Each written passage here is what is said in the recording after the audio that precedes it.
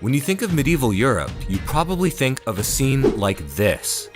But what if I told you that late medieval Europe was absolutely chock full of Indians? That's right, meet the Romani or Gypsies, the itinerant peoples of Europe. Here's the thing, they're originally from India. Romani have long been seen as outsiders and outcasts in Europe. Due to their communal insularity and itinerant culture, they have often been stereotyped as thieves, fortune tellers, and mystics, and sometimes even spies. Europeans struggled to figure out how these groups fit into their increasingly centralized, industrialized societies.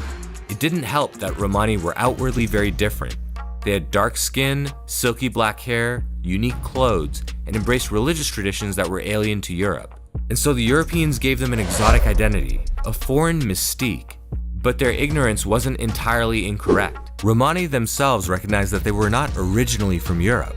Famously, one tradition placed their ancestors in ancient Egypt, which gave rise to the controversial term gypsy.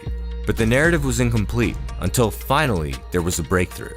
In the 18th and 19th centuries, new linguistic analysis revealed the truth, a truth that has since been confirmed by genetic studies. The Gypsies are Indian, and they migrated from India to Europe nearly 1,000 years ago.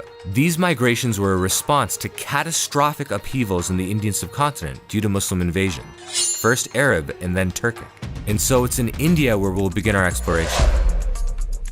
The Romani are comprised of distinct communities, each of which have their own unique history. Today, our narrative will follow two main groups in Europe, the Roma and the Sinti. First, let's talk about the origins of the Sinti. In the 7th and 8th centuries, the Rashidun and Umayyad caliphates rapidly expanded Muslim territory through conquest, sweeping through the Middle East, North Africa, and Sassanid Persia. Eventually, the Umayyads reached the western edge of the Indian subcontinent.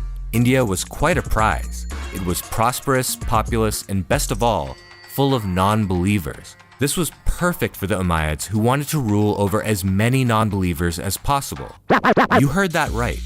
Through the imposition of a jizya tax on non-Muslims, the Umayyads cultivated a privileged Arab aristocracy.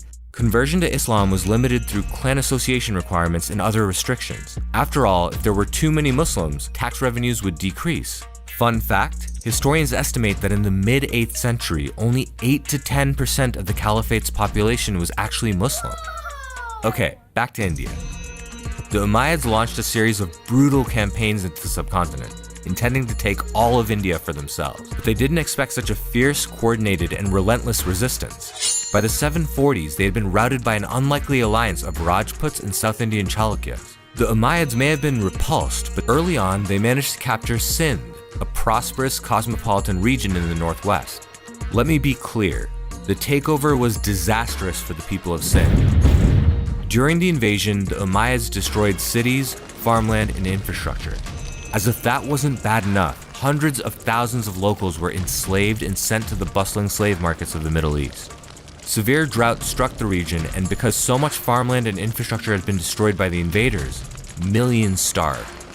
Under difficult circumstances, migration is expected, predictable. And so the Sinti, an itinerant community originating in Sindh, began their long journey west, becoming the first of the gypsy groups to leave India. But what about the Roma? Here's what we know. In the 10th century, northwest India was repeatedly invaded by a Turkic Muslim dynasty from Central Asia, the Ghaznavids. Under their ruthless leader Mahmud of Ghazni, they conquered large swaths of Punjab and Rajasthan and sacked Gujarat. Afterwards, they conducted annual raids in the subcontinent. The Ghaznavids used the plundered wealth from Indian cities to pay for expensive wars elsewhere. Like the Umayyads before him, Mahmud brought devastation. Violence and instability, slavery, drought, and famine. Punjab and Rajasthan were especially hard hit during Mahmud's reign. And it's there that we find the Roma, in the 11th century, possibly known as Dam. Like the Sinti, the Roma were already an itinerant community at the time of the invasions. As such, they were better equipped to migrate out. And so, just as the Sinti did centuries before, the Roma journeyed west in search of peace and opportunity. Surprisingly, there are few historians who have contemplated this essential question. Why did the Roma and Sinti go west, towards the very empires that had just devastated their homelands?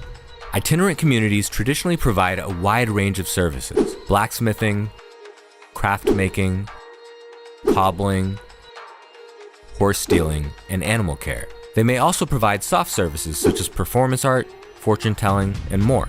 These services are valuable to settled societies. So why not migrate further east and south, deeper into the subcontinent? The answer is quite simple: competition. India was and is full of itinerant communities plying similar trades. As such, if the Roma and Sinti had migrated east or south, they would have come upon stiff competition and possibly even hostility from these regional itinerant communities. And here's an additional wrinkle: there were rich opportunities to the west. Remember those warmongering Ghaznavids that devastated Punjab, Rajasthan, and Gujarat? Well, the Ghaznavids didn't just wage war in India, they waged non-stop war with rivals in Central and West Asia too. As an itinerant community, they served a crucial role as military support for the Ghaznavids, with blacksmithing, animal care, and mercenary services. The current consensus is that, centuries earlier, the Sinti would have played a similar role as military logistics support and mercenaries for the Umayyads. Yes, my lord. That being said, there's evidence that the Roma and Sinti may have primarily worked as traveling entertainers and musicians, and certainly they had an enormous musical impact on Persia and the Middle East. In support of this theory, in the early 11th century, the esteemed Persian writer Ferdowsi claims that they arrived in Persia due to the request of a Persian king, Bahram V, who asked an allied Indian king to send musicians. Supposedly, 2 million Romani musicians were sent over. Enjoying Odd Compass content? We just launched channel merch. Support our content and wear some slick threads, featuring several of your favorite characters from Asian history. You can browse the merch in the shelf below this video, or the YouTube store tab on the channel page. If you prefer, you can visit the merch page directly through the link in the description. We hope you like it. Okay, let's start with the Sinti. Based on the Sinti language, we have some basic clues as to their possible migration route from India to Europe. Here's the thing: migration and settlement is marked by semantic shifting. In Sinti language, it has only a small number of Farsi loanwords, between 7 and 60 in total. By contrast, the language contains hundreds of Armenian loanwords. What does this mean for their migration route? Due to this linguistic profile, the Sinti community must have moved relatively quickly through Umayyad Persia before establishing themselves in Armenia for some time. It's not clear why the Sinti didn't stay in Umayyad territory for long. Speculation abounds. The imposition of the jizya tax may have put unsustainable financial pressure on the Sinti, and under the Umayyads, they would have lacked the Arab clan associations necessary to convert to Islam and avoid the tax. We also know that by 750 CE, in Persia, the Abbasid revolution was in full swing. This instability may have convinced the Sinti to keep moving, away from continued uncertainty and danger. Whatever the reason, the Sinti made their way into a sliver of Armenia that was administered by the Byzantine Empire. It was a stable home, finally, but they were still outsiders. Byzantine records refer to Sinti, and later Roma, as Atingani, meaning person not to be touched or untouchable. Historians believe it's a reference to their cultural practices, centered on Vedic ritual purity. The Byzantines had a confused relationship with the Atingani, for they believed that the Atingani could wield an array of magical powers, and this was seen as both heretical and valuable. Thus, the Byzantine Emperor Nicephorus turned to the Sinti in 803 CE for assistance in suppressing a rebellion. According to the chronicler of these events, the migrant Sinti performed a ritual animal sacrifice and cast magic spells against the enemy. Since he was successful in suppressing the rebellion, Nicephorus was greatly pleased with the Sinti, and he showered them with favors and support. But the religious establishment disagreed with this decision to reward the Atingani for their heretical magic, finding it opposed to the beliefs of the Orthodox Church. And though it was their home for a few centuries, the Sinti did move on from the Armenian portion of the Byzantine Empire, whether due to ramping socioeconomic pressure or violent incursions in the borderlands.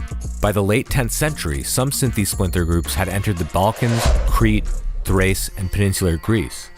And by the 14th century CE, the Sinti began to spread deeper into Europe. Soon enough, they established themselves in a variety of countries: Germany, Italy, France, and Spain. But okay, let's return to India to catch up with the Roma. The Roma left Punjab or Rajasthan in the late 10th century. As we discussed, they likely provided military support to the Ghaznavids in the initial decades of migration, and eventually found their way into Ghaznavid Persia. Roma groups established deep connections in medieval Persia. In fact, Iran today contains millions of Roma, where they were and are known as Lori. In Persia, many Roma stayed behind and made it their long-term home. The Roma groups that stayed behind in Persia had converted or would eventually convert to Islam. In this era, conversion was easy and encouraged, and under the Ghaznavids, there would have been much pressure to convert, both financially and politically.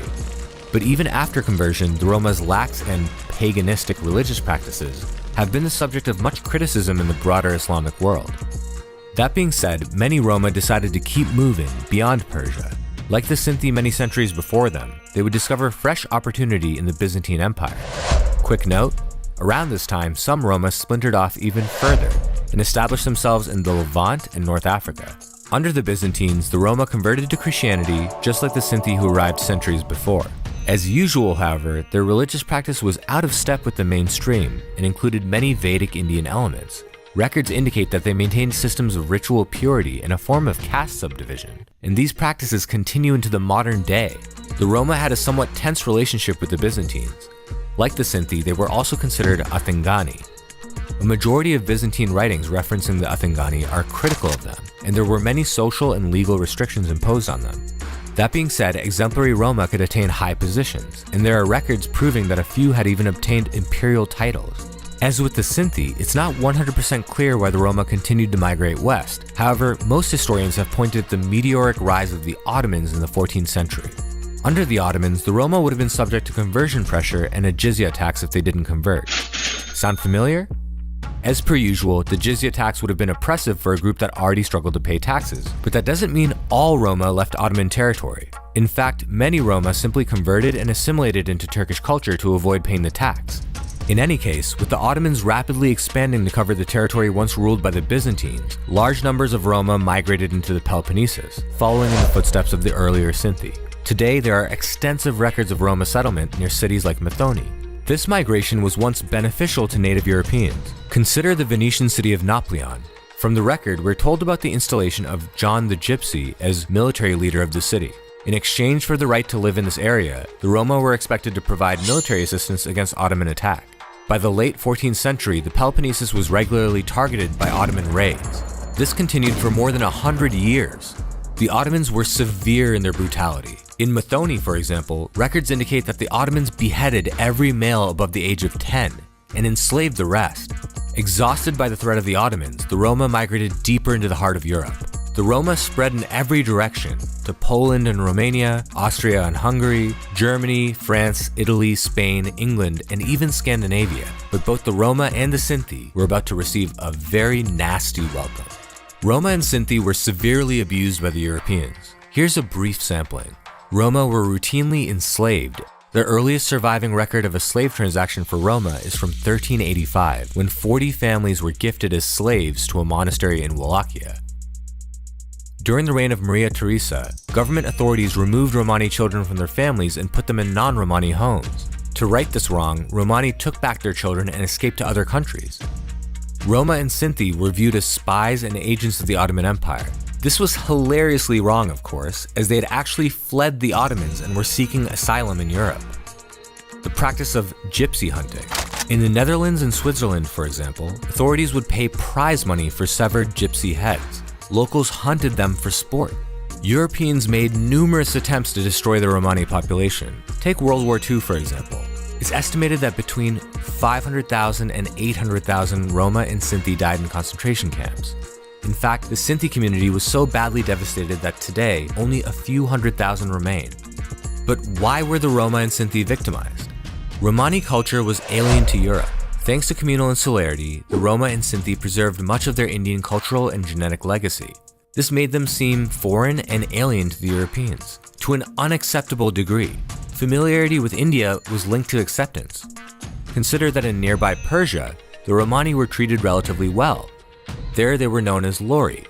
The Lori were a regular subject matter for Persian poets, who would write that they were elegant, beautiful, that they played the flute, and that they were black as night. Romani excellence made native Europeans feel economically threatened. The most common occupation for the Roma and Sinti was the blacksmithing trade, and their blacksmithing was considered of high quality. The record is extensive. As per Jacques Lesage in 1518, there we saw a blacksmith who produces nails and horseshoes, with forges right on the street. There are so many Romani people who pursue this profession, and they are so skillful that it seems unbelievable. And so European guilds took action. They claimed that the Romani were responsible for smithing the nails used to crucify Jesus. Romani blacksmithing was suddenly seen as problematic. It had come to be associated with the devil's work. Itinerancy is a universally shunned practice. Even in India, itinerant communities have historically been treated with suspicion. That being said, they've been treated much better than the Romani in Europe. To settled peoples, itinerants are outsiders and are easy to blame for crimes. After all, if you've stolen your neighbor's valuables, you can just pin it on the group of itinerants who have passed through your village for a few days. And though at times the itinerant lifestyle has been admired, mostly it was viewed as worrisome and even damaging to society. When one Franciscan monk saw Roma outside of a city's gates, he noted, "Surely they must be damned by God to live like this." And now you know.